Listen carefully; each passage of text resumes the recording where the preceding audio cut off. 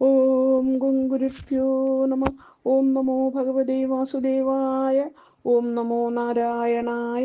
നാരായണീയം ദശകം 53, ശ്ലോകം 9-10.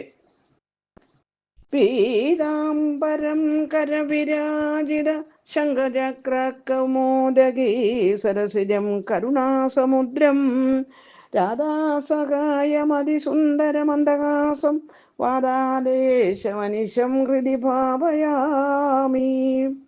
ശ്ലോകം 9.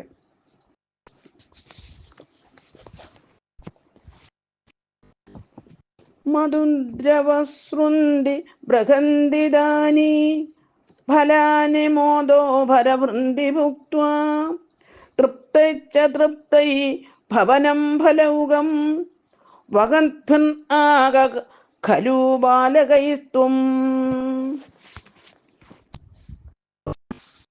അന്വയം. അർത്ഥം: ബർഹന്തി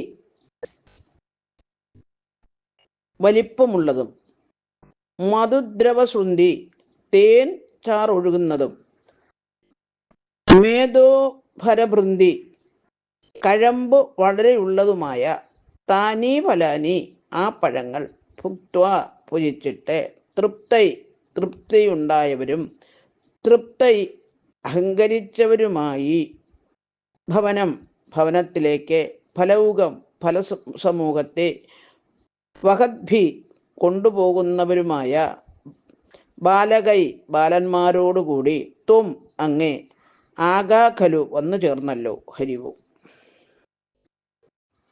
സാരം: മധുരവും രസവും കഴമ്പുള്ള താലഫലങ്ങൾ ആവോളം തിന്ന് ആനന്ദിച്ച് ഇളകിയ ഗോപബാലന്മാരൊന്നിച്ച് കൃഷ്ണൻ താലഫലങ്ങളുമായി ഗൃഹത്തിലെത്തി. ഹരിവും. ഓം ഗുരുഭ്യോ നമ. ഓം നമോ ഭഗവതേ വാസുദേവായ. ഓം നമോ നാരായണായ. ശ്ലോകം 10. ഹദോ ഹദോ ധേനുവ ഇത്യുപേത്യ ഫലാന്യദദ്ഭിം മധുരാണി ലോകൈ ജയേതി ജീവേരി നുദോ വിഭോത്തും മരുൻപുരാരീശ്വര പാകിരോഗാൻ. അന്വയം. അർത്ഥം: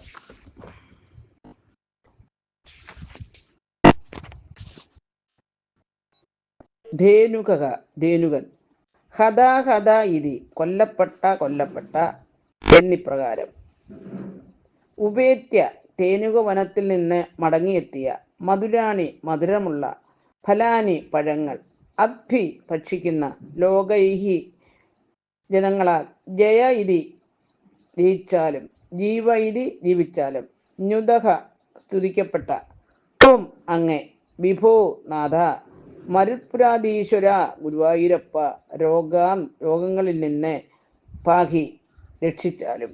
ഹരിവും.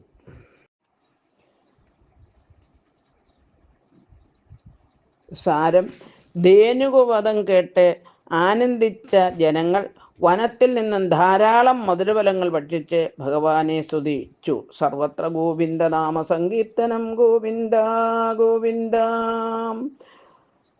53-ാം ദശകം സമാപ്തം. ഹരിവും.